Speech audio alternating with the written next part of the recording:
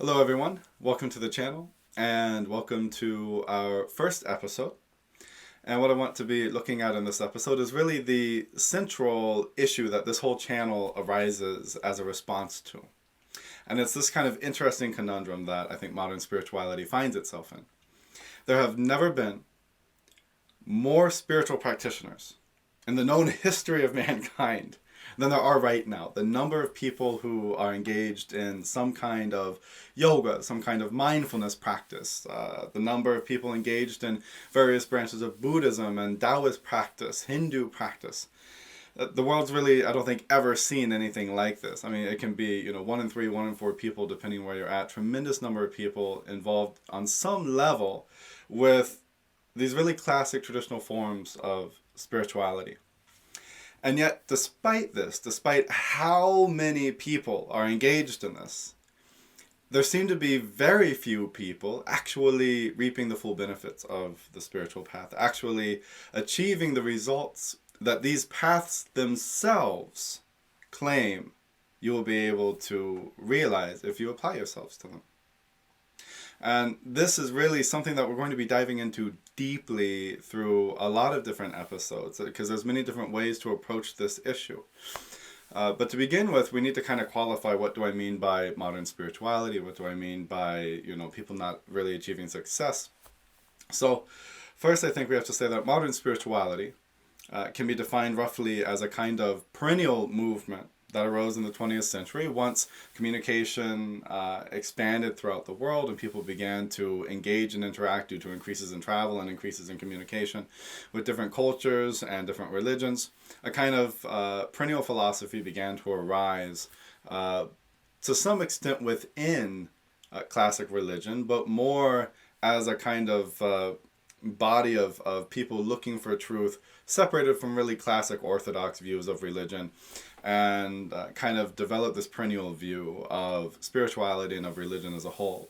So what perennialism is, or what a perennial view means, is this foundational belief, or this even philosophic stance, because it is actually quite a strong philosophic stance, that there's a kernel of truth, even a very large part of truth, within all these different traditions, all the world's traditions, all the different religions, as well as the esoteric traditions and spiritual traditions within those religions, that there is a central truth that all religion is trying to kind of convey to people, to all of humanity.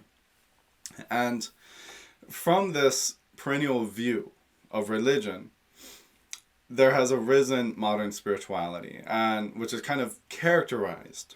Modern spirituality is kind of characterized by this cherry picking, in a way, of different spiritual traditions, a removing of classic spiritual traditions from their classic cultural, ethnic, and religious context, right, from their classic environment, so that now it's very common to find people who consider themselves to be Tibetan Buddhists, but they're not Tibetan.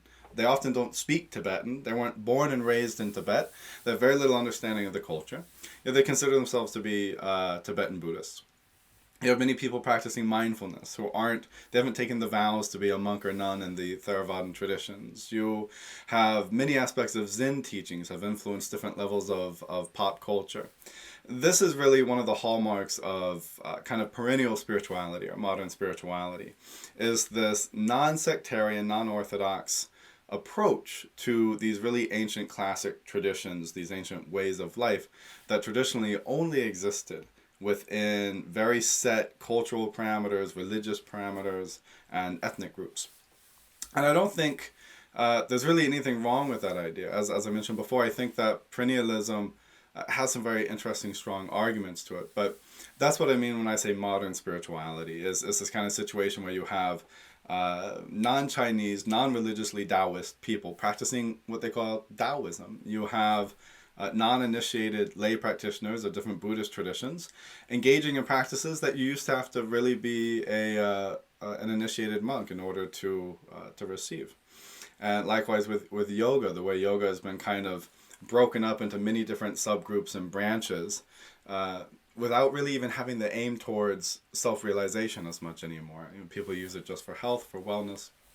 So this kind of collective non-sectarian approach to these ancient traditions is what I mean by modern spirituality. And what's interesting to me is that it seems to be having a problem working. Right? There's not a whole lot of success seems to be happening. And I think there's a lot of approaches to this. There's a lot of ways to approach this issue, and that's largely going to be what we're looking at in this channel. But coming from my own experience, the reason why I'm saying this is because I've been engaged in regular disciplined spiritual practice since I was 12 years old. So for 20 years.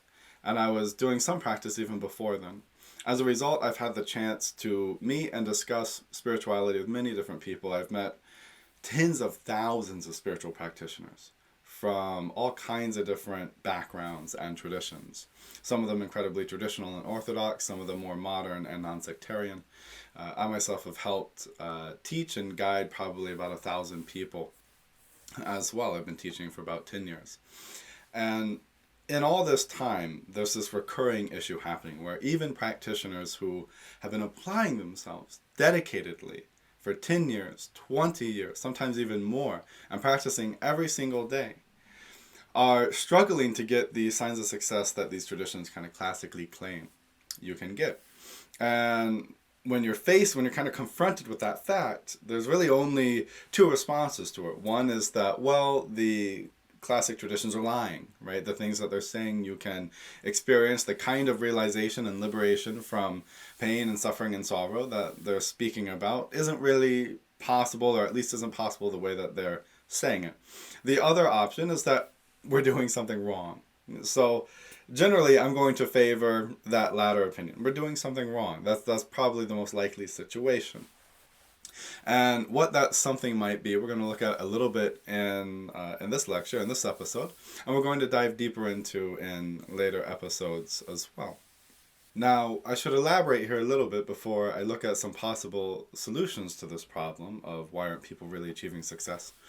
I should elaborate a little bit about what I mean by success, and it goes beyond just the classical signs of attainment. In particular, I do not consider modern spirituality, I don't consider any form of spirituality to be a form of self-help. And this, I think, is very important, because if we don't get rid of this notion, if we don't get rid of this idea that spirituality is meant to help us feel better and healthier and happier about different things in our lives, and that's its purpose, okay? And understand that by purpose, I mean something different than that, than that it might just do that. There's nothing wrong with the fact that many spiritual practitioners, if you're practicing correctly, you're practicing well, you experience a kind of happiness, your mood changes, your patience increases, maybe your compassion and understanding about life increases, and therefore life itself becomes easier, becomes happier, becomes more full of joy. There's nothing wrong with that. Spirituality has therapeutic effects, but it is not a form of therapy. And I feel like I'm going to repeat this, right? Spirituality has therapeutic effects, but it is not a form of therapy. It just like how exercising, going to the gym every day can have therapeutic effects, right? Learning to write down your thoughts and ideas about things can have therapeutic effects. Going to a therapist can have therapeutic effects. So just because spirituality has some therapeutic side effects, as you practice it, you become generally, hopefully, a more balanced person. One of the issues is actually, that doesn't seem to happen too much. I've met some incredibly unbalanced people on the spiritual path. In fact, some of the most unbalanced human beings I've ever met were, longtime spiritual practitioners. And again, I think this comes down to some imbalances in how modern spirituality pursues the issues that spirituality is meant to be dedicated towards. And I think if we confuse what spirituality is about and say it's about therapy, then not only do we limit it, but we handicap it, and a kind of imbalance arises from that. Generally, the traditions, whether Western or Eastern spiritual traditions, affirm that some kind of concept of salvation or liberation, and what exactly is meant by those words are things we'll try to get into more in later episodes, but some kind of freedom is gained. And it's more than just a freedom from having a bad day, right? There's a freedom not just from difficulties, because difficulties are always going to come. So I don't think we can say you're going to overcome all difficulties. There's a freedom from a difficult mind, a freedom from a problematic mind. Not all the problems, right? Life has problems in it, but the mind makes extra problems. And this kind of total freedom from the problematic mind gets defined in different ways. And there's even higher levels of freedom, depending on which particular path you're looking at, where we deal with things like liberation, samadhi states, expanded states of awareness. That's more what spirituality tends to lead us towards, is some kind of fulfillment of human purpose, as opposed to just a more fulfilling individual life. There's something universal that is implied within the spiritual tradition. So when I talk about people not achieving success in spirituality, I don't mean that people aren't benefiting from it. Okay, I think it's important you have to understand this. I'm not slapping the whole spiritual tradition here. I think a lot of people are benefiting in some way, shape, or form from it. But is the benefit they're deriving the benefit that the spiritual path is actually designed for? Is that the actual purpose, the end goal of it? And generally, I don't think it is. I don't think you can find any kind of constant support even within those traditions that spirituality is meant to be just a system of self-help to make you feel better. So the issue is people are not achieving this kind of freedom or liberation or enlightenment in the kind of numbers you would hope to see given how many people are practicing. And to kind of approach this issue, we're going to look at three possible causes of this problem and try to diagnose it a little bit, but we're going to save that more for later episodes. So I think we can say there's probably three principal causes or roots at the kind of heart of this issue as to why people aren't really getting the full levels of success from the spiritual path in today's world. And some of them are quite obvious, some are a little bit more subtle. And the first one that I want to mention, and I'm just going to move through it quickly because I don't think it's a particularly strong argument, but it's important because, interestingly enough, quite a lot of the older, more traditional practitioners in these systems hold this viewpoint when you actually talk to them. And that's this issue of, has perennialism failed? And what I mean by this is there something wrong with the actual idea that you can approach incredibly culturally and religiously oriented spiritual traditions without the culture and religious traditions and kind of upbringing in that tradition that people have classically had? Now, again, it's an interesting point, and I don't necessarily think it's stronger than the idea of perennialism. Perennialism, the idea that there's a central truth to all these things, appeals to something that's a kind of observable fact about human life, which is that there are certain central facets of human life that don't really change amongst people. There's certain universal endeavors that we try to do. We try to be happy, we try to have fulfillment, we try to experience love. The consciousness that's experiencing these things, we assume every other human being has. And these are kind of universal principles in how we experience life, and they're at the very core of our life. And so I don't think there's anything wrong with assuming that these spiritual traditions and religious traditions that are about the most essential things in human life are somehow not universal, when the problems that they're dealing with are universal. So I think perennialism is a pretty strong stance. It's certainly one that all modern spirituality has benefited from. It's one I myself have benefited from immensely. None of my teachers held the fact that I was, a white American person, white American man. None of them held that against me. They all taught me in a very unbiased way, and they shared their teachings with me. So I've certainly benefited from a kind of broad, liberal, perennial view of spirituality. I don't think there's something inherently wrong in it, but I mention it here because when I've talked to some prominent yoga teachers, when I've talked to some Taoist teachers and some Buddhist Rinpoches and Lamas, kind of privately, I've had a chance to speak to some fairly well-known teachers privately.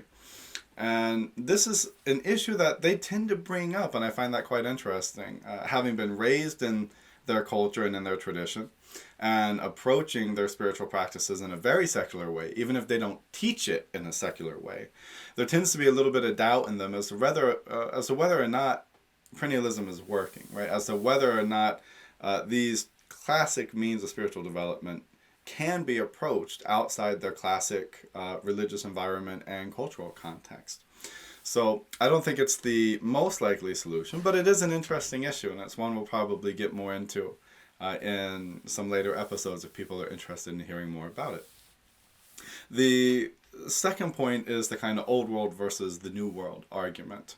There's definitely a lot of merit to this issue, right? To try to say that this is a pretty big cause of problems. Undoubtedly, we can say that none of these spiritual traditions none of the scriptures associated with them, none of the practices associated and developed within them were developed in the modern world, for the modern world. Okay, so we have practices that normally required vows and austerities, and an incredibly simplistic way of life, a very simple way of life. And it's quite likely that some of the practices which are grounded in that kind of life don't really blend well with sitting down to meditate for 30 minutes or an hour, and then, driving to work while you listen to music blazing in your car for 20, 30 minutes. And then when you get off work, you come home and, you watch Netflix, you watch movies, you eat whatever you want to eat, and you have sex with your loved one, your spouse, and kind of carry on. Maybe you sit and do a little bit of practice that evening. Maybe you have a beer or a glass of wine. So this is kind of a typical modern life. And this was not the typical life of the people who practiced these traditions, right? This was not the typical way of life that these traditions grew within. And so undoubtedly, I think there's a serious problem here with the old world versus new world, but I don't think it's one that's unsolvable. And I don't think that it's even the core issue. I don't think lifestyle is incredibly important, for sure. Lifestyle is important, but I don't think it's at the heart of the issue as to why people aren't reaching realization. We'll deal with lifestyle more in later episodes, because there's a lot of important things to teach about it, even in just how we breathe, how we carry ourselves, our posture, what we eat, what we drink, where we live, the environment that we're in, socially, religiously, economically, and naturally. There's many factors, I think, that can influence our development on the path, but I don't think that having imperfect lifestyle, I don't think that being in a situation where your lifestyle is not a perfect classical spiritual mode of life is actually the root of the problem here. But I wanted to mention this as kind of the second issue that we will go into in different ways, usually more practically than theoretically, here on this channel. The third issue, and the one that I think is the most salient of the points, is that perennialism, in its extracting of these classic modes of spirituality from all the different world traditions, perennialism has missed something in its extraction. And I don't think what it missed was anything cultural or ethnic or religious. I don't think it missed something incredibly orthodox. I think what it missed is the incredibly rich intellectual and philosophic traditions that are often at the basis of all these different spiritual paths. When you look at things like Advaita, non-duality, you see, these incredible debaters and philosophers, especially most famously Adi Shankaracharya. When you look at Tibetan Buddhism and North Indian Buddhism, you see Nagarjuna and the Madhyamaka school of philosophy, and likewise Zen and Chan Buddhism are full of philosophic teachings. There's a strong trend within these traditions to be based on strong philosophic reasonings. And one of the reasons for this is because you used to have to actually defend your spiritual tradition. You used to have to defend it in public debates. It was quite common in China, in Tibet, in India, in the Middle East, in different Sufi traditions. It was classically very common to have to defend based on rational principles and logic, whether the logical principles were established within the religious framework or whether they were more broader logical principles. You had to defend your tradition. And in today's spiritual world, where there's this weird teaching that's developed that everything is all heart and you don't need any mind, which is a quick way to ensure that you are going to suffer tremendously in your life by not thinking about things, okay? By not learning how to think well. So this is one issue, is something about how this has happened. But aside from this, the rich philosophic and intellectual traditions that are part of these spiritual teachings, for some reason it hasn't translated into modern spirituality. And so you have a tremendous number of people on the path who are engaged in regular daily practice, but they don't know how to think about their practice. They don't know how to properly reflect on the experiences they're having. They lack the philosophic insight to humble themselves. And when they have a big experience, they lack the proper intellectual tools necessary to, remind themselves and walk themselves through step by step. Why do I think this was such an important experience? Is this just my ego? Why do I need this to be important to me? It's incredibly important to ask why. Why are you believing in what your teacher is saying? Why are you following this guru? Why do you want to reach enlightenment? What do you actually think you mean by the word enlightenment? What is it you think will change when you have this mythical experience one day? Because people aren't thinking like this, they're hitting endless roadblocks. Because at the end of the day, your chief tool for moving through life, which includes your spiritual path, is your mind. And if your mind is not well trained, if you can't think well, okay, you're going to have problems on the path. There's an issue with proper education across the whole world right now, because whether you're spiritual or not, because public education is focused on learning what to think and not how to think. And to learn how to think, like Socrates says, to live the examined life. Right? To learn how to think is incredibly important, not just to have a functional and healthy relationship or a functional and healthy career and lifestyle, but to have an actual functional spiritual path. You need to be able to reflect well on your experiences. You need to be able to reflect well on the different teachings that are available. You need to be able to handle some actual critical thought, original critical thought of what it is that you're doing. Both you criticizing it as well as others. You need to be able to actually hear criticism on your spiritual beliefs, on your opinions. And you need to recognize where something is an opinion instead of a truth. Because if you haven't examined it, if you haven't really tested it and tried to prove it yourself intellectually, it's probably just an opinion. And the problem with opinions is they're imaginary. And if you're using imaginary things as the basis to grade your progress on the spiritual path, guess what kind of progress you're going to make? Imaginary progress.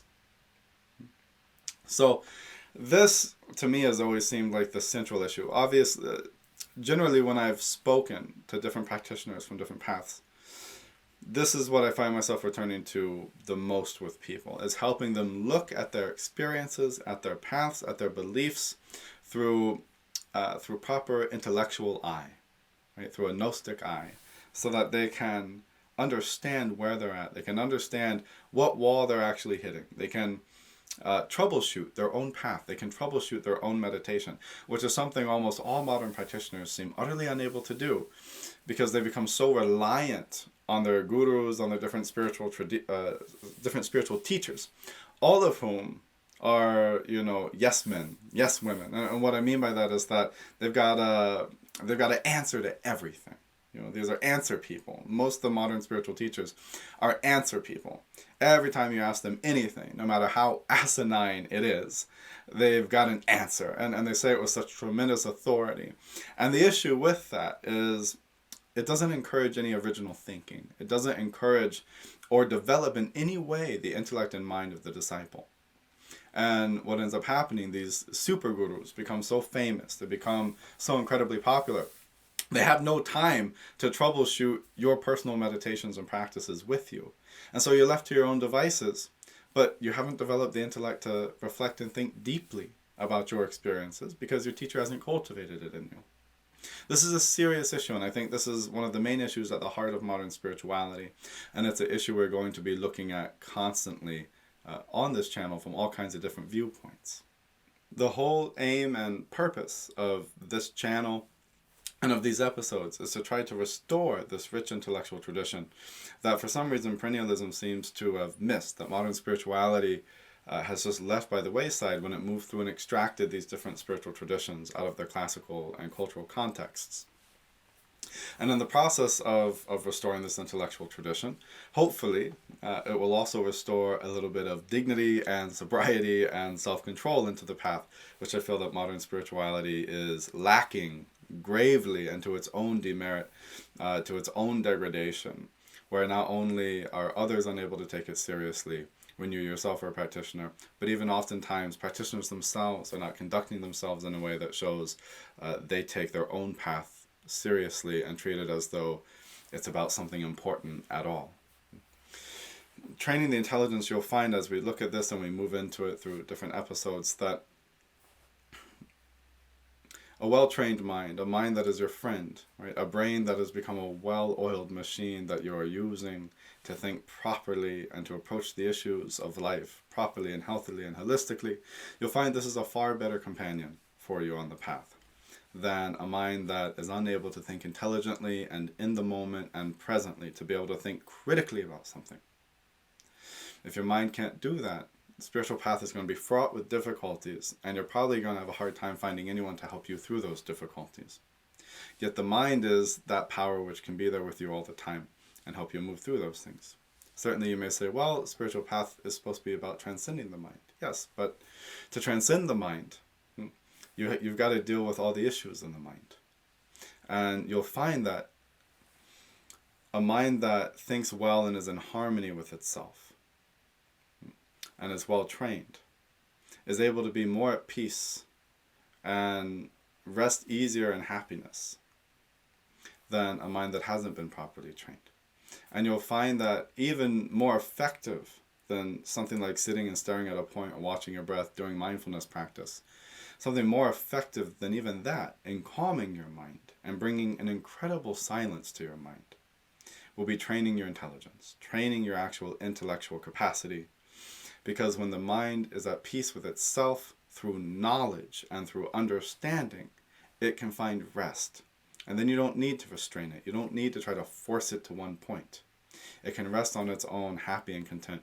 And when it approaches a problem, it approaches it now. And if there's not a problem right now, it doesn't worry about it. And therein there's a lot of peace and joy. And in that silence, you'll find that your meditations really begin to bloom and take off. There's a reason why the words that these traditions use are often intellectual.